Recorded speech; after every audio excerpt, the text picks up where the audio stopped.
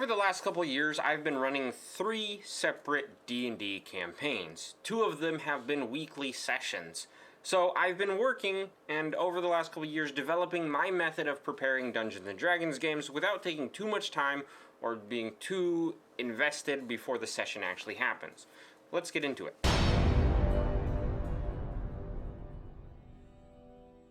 Hey fellow Game Masters, I'm Richard Quiner, and welcome back to the RPG Daily, your daily dose of all things tabletop role-playing games, helping you build your world and master your game. Today we're talking about Dungeons & Dragons Session Prep. Now, this is a topic that has been covered by a lot of different creators.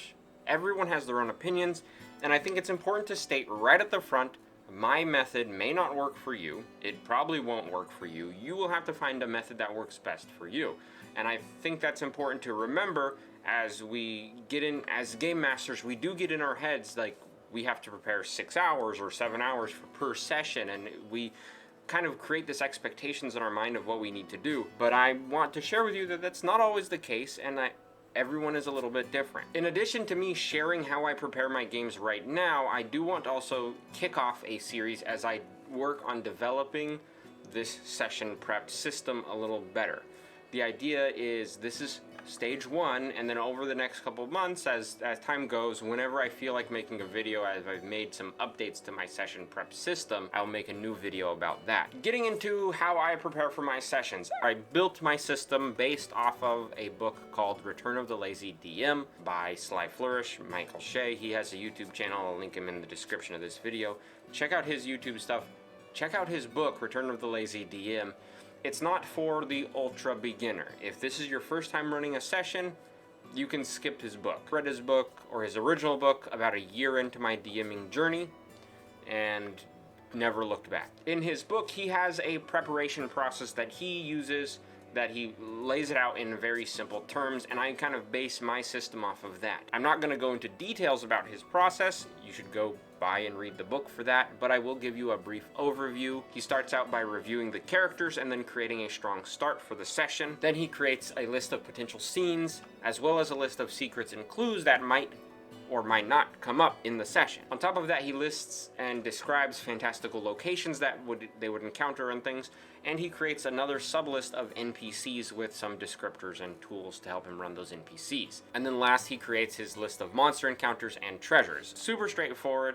He goes into a lot more detail, and it's much more useful when you read his book. I kind of took that and I altered it to fit how I run things and my play style. I think that's the important connection that needs to be made, is between how you run your games as a DM versus how you prepare your game. And I feel like for a long time I had a disconnect between how I prepared my games and how I ran my games, and it was very inefficient, I found, and I think that's what led me to this system that I'm currently using. And now that I'm saying it out loud and sharing it, it has me looking at how can I improve, how can I be more efficient. The goals of my session prep is to get my actual prep time into about an hour worth of work. Actual, like, writing scenes and stuff like that. This does not include map making or stat blocks, anything like that. That's extra. But like the main work of a session, I want it to take about an hour because I don't want to get too invested yet. But let's go over it. So my step 1 is to recap the last session. I do this at 2 times.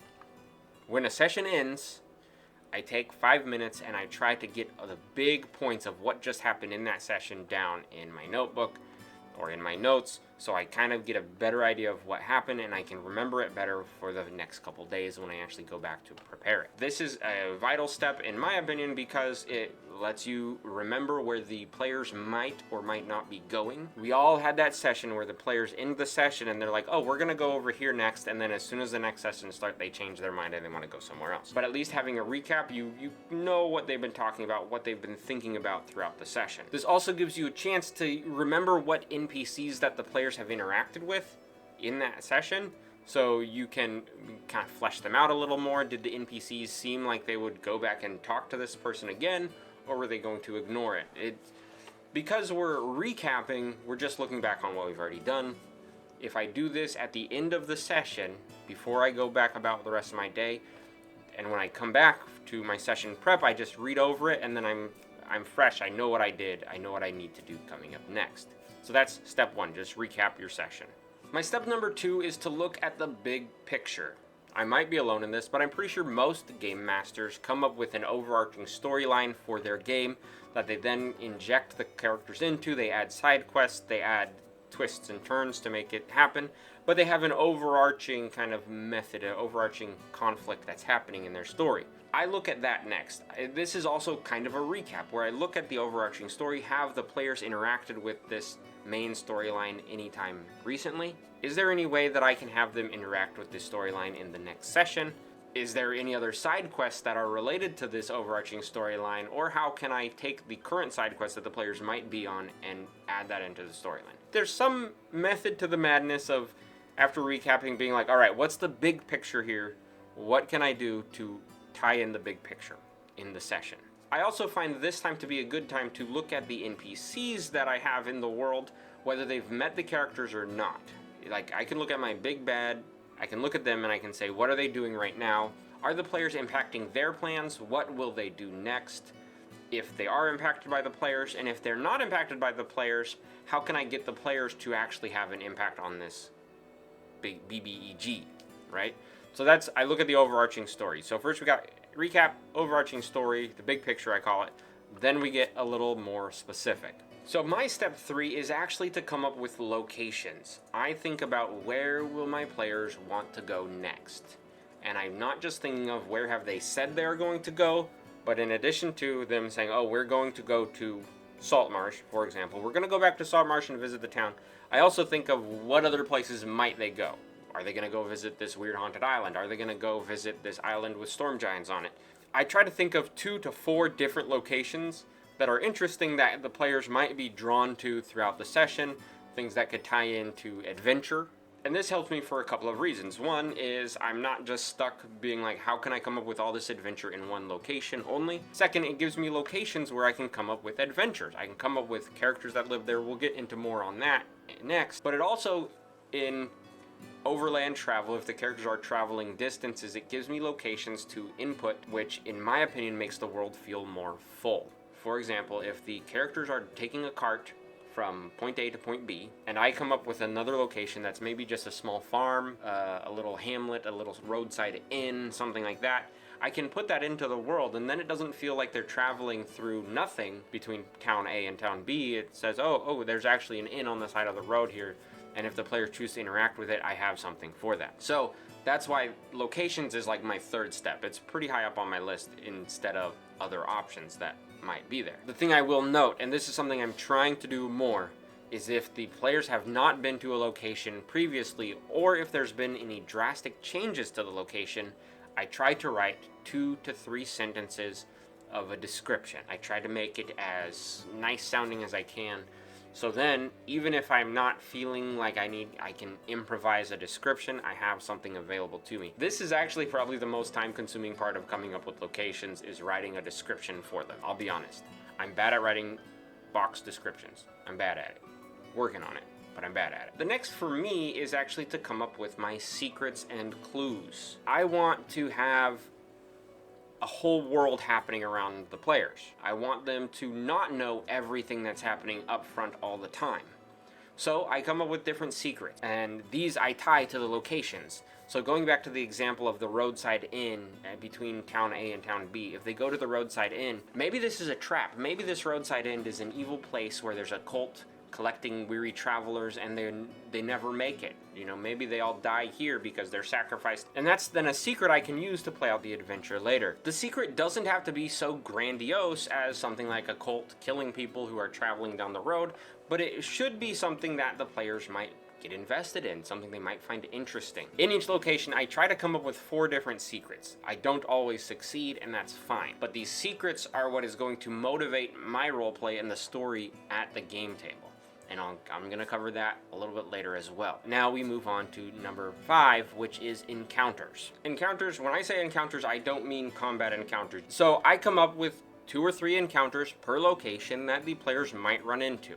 And I use very broad strokes. I don't get into the minute details about these encounters unless I know the NPC that's going to be there, or I know something that's already there that the players have already discovered. Then I might dive in a little more and be more specific. But when it comes to these, I keep it very simple. Are they going to location looking for a fight? Then I'll prep a combat encounter. Are they going to a location looking for information?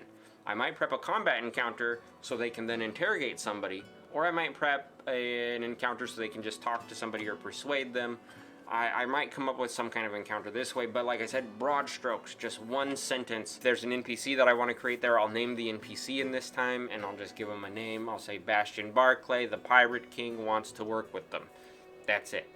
That's the extent of the encounter that I come up with in prep. I will say it's really fun in this situation to come up with different kind of encounters for different situations. If the party is going into a place originally looking for a fight, and you get there and maybe you're running out of time for the session, or maybe it doesn't feel like they want to fight necessarily, but they're ready for it, you can change things up and give them a chance to get out of it. The next step I use is to prepare my NPCs. This I can either be very specific and come up with their name, their demeanor, a description for each one, what their job title is, how many children they have, if they have children, what their grades in middle school was. I can be very specific, or if I don't want to get sucked into a big time-consuming process, I will just come up with a name and a brief description. Like, his name is Crag, he's a half-orc with a hammer. That's his name, that's his thing. I can come up with others on the fly when I'm playing the game. After the NPCs, I do come up with combat encounters. I look back at my list of encounters and I see what of them are combat, and then I figure out how to balance them and how to make them more interesting.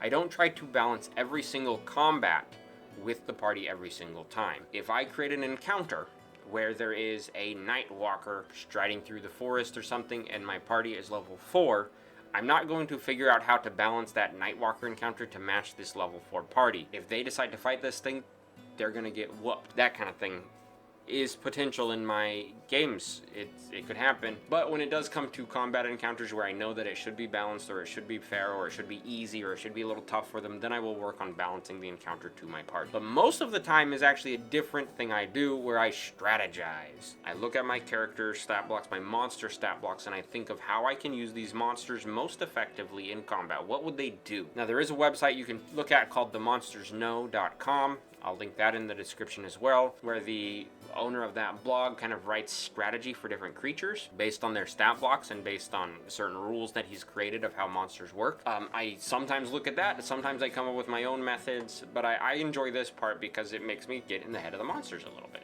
So it's fun. But that's step 7, is just look at combat and balance the encounters as I see fit. Step 8, I come up with rewards. Players like to level up, they like to get money and magic items, and they like to drink at the tavern. Players like rewards. They like to feel that their work is getting something for them. So if they go into a big fight, I like to come up with some sort of reward that's there. It might not be the most grandiose thing, like they might not get a legendary weapon, but they might get an uncommon magic item or a common magic item, something like that they can then use.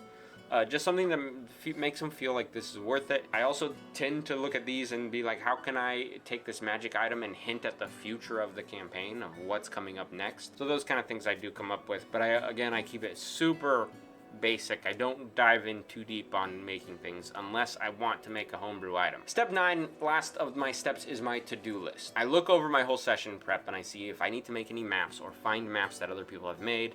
I put that on my list for every location that needs a new map. If I need to homebrew a magic item, I put that on my list. If I need to homebrew a creature, a monster for them to fight, I put that on my list. So then this gives me my next steps in preparation, which is the more nitty-gritty detail. But so far I've gotten this down so I can spend about an hour and a half preparing, following these 9 steps, and then I will have my session mostly prepared. If I don't have maps to make or things to homebrew, then I'm pretty much done, and I try to do that as much as I can, but sometimes, you gotta make a map or two.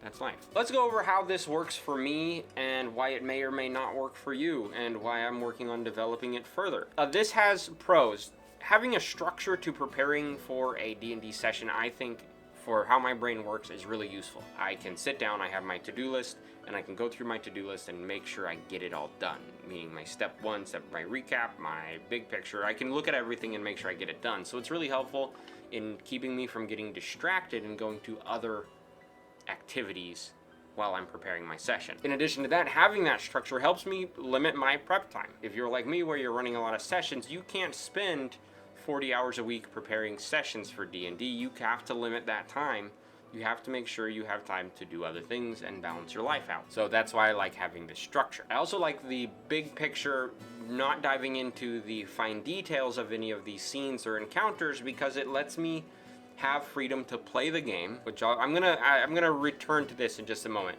It lets the players have a chance to interact with the world and make the world move around them. I create these scenes that are a big picture. I only go in with this brief knowledge of what's supposed to happen or what the overview is, and depending on the players and what they choose, it actually impacts the world around them, which I think is a good thing. As GMs, it's easy to forget that we are also players. So we should also play in the world and have a chance for us to impact the world, I think, even outside of session prep. So if we're in the session having this thing, if we have taken all our time in session prep to script out the scene, how it's going to go, and we're gonna somehow make the players fit this narrative that we're writing, one, we should have just gone and written a book. That'd be easier to do. But the other time is we don't get to have as much fun playing. And I think that's, at least for me, that is a big appeal of my overview method. The cons of this is you have to get comfortable with improvising. You have to be comfortable with making stuff up on the fly. I think it's a good habit to fuel your creativity by watching TV shows and movies and stuff, so you have things that you can grab to. That's kind of one of the cons, is you can't just go to a writ structure, a writ item, a scene that you've planned out note for note, because you have to come up with it on the fly. So the same thing, so it's a pro and a con that you have to do that, in my opinion. Currently, my other big con is I feel like there's too many steps. I listed out 9 different steps that I take, and that's not including the maps and homebrew things. So I feel like that's too many steps right now. I want to pare that down. So the future of this series is for me to work on changing my D&D session prep. I'm looking at making kind of 3 pillars of preparation, of inspiration, preparation, and then playing the game. Kind of 3 steps, right? That's kind of my outlook. So I look at it, if I can use more time filling my head with information and collecting things, so I don't have to homebrew as much, for example, so I don't have to spend too much time coming up with things that I've never seen before. I might be able to borrow items here and there, depending on the campaign, of course. That might cut my session prep time down a little bit, or take a few of these steps out. That is my current session prep system. I hope you found this useful, because I have over the last year since I've developed it to this level and been using it. I found it very useful, but I'm looking forward to changing it up even more. If you like this video, go ahead and like the video. Leave a comment below. Let me know how your session prep goes. Let's work together on developing this new system that we're gonna do. I think it'll be fun thing to do. In addition to that, if you need any miniatures for your games at all, check out my Etsy shop, Adventures in 3D, links in the description. You buy a miniature, I 3D print it and ship it to you. It's a straightforward transaction, and you get some cool minis, and I get to pay the bills. So I like that a lot. If you want to talk more D&D, come join us on Discord and let's talk some Dungeons and Dragons. I've been Richard. Thanks for watching.